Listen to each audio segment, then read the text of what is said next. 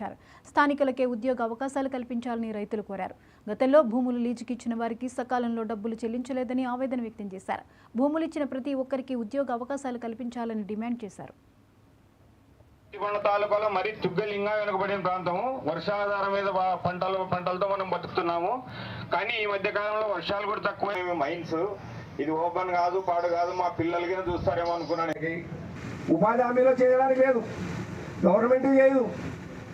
ఎవరు రైతులు బాగు చేసేది ఎవరు? అందుకని మేము కోరుతున్న జొన్నగిరి చెరువు కింద కంప చెట్టు తొలగించడానికి మీరు సహాయ సహకారం అందించండి. ఈ ప్రాంతంలో చదువుకున్న నిరుద్యోగ లిస్టు మీరేకుంటే మేము ఇస్తాం. ఏ ఇంట్లో ఎవరు చదువుకున్నారో, ఎంత చదువుకున్నారో ఈ గ్రామాలను తిరిగి సర్వే చేసి మేమే మీకు లిస్ట్ ఇస్తాం. ఆ లిస్టు ద్వారా ఇక్కడ ఉద్యోగ అవకాశాలు కల్పించండి.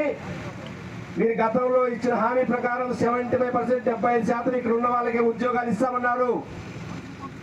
స్కిల్ కాదు, ఏ అవకాశం ఉంటే ఆ అవకాశాన్ని మా వాళ్ళకి సాయం చేయాలని, ఆ అవకాశం కల్పించాలని కోరుతూ ఈ చిన్న అవకాశం కల్పించిన మేము పర్యావరణ పరిరక్షణకు ఉపయోగపడుతుంది. ఇది కూడా చేయాల్సిందిగా సూచిస్తున్నారు. ఇంకో విషయం ఏంటంటే, మీరు ప్లాంటేషన్ మామూలు ప్లాంట్ల కన్నా పండ్ల మొక్కలు, మెడిసిన్ వాల్యూ ప్లాంట్స్ నాటితే ప్రజలకు ఉపయోగపడతాయి. ఇది ఒకటి విషయం. ఇంకోటి, మీరు ఈ ప్రాజెక్టు బుడి అడుగులు పడుతుంది కనుక మీ మీద ఒక అపప్రదం వచ్చింది. మీరు స్పీడ్గా కనుక చేస్తే ఇది గల్ఫ్ కంట్రీస్లో ఆయిల్ తీసి ప్రజలంతా రిచ్ అయినరో ఈ ఏరియాల ప్రజలకంత మేలు జరుగుతుంది. కంపెనీ అభివృద్ధి చెందాలి, మైనింగ్ తీసుకోవాలి.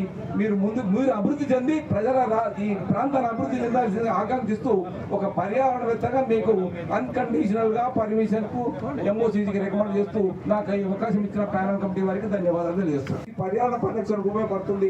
ఇది కూడా చేయాల్సిందిగా సూచిస్తున్నారు.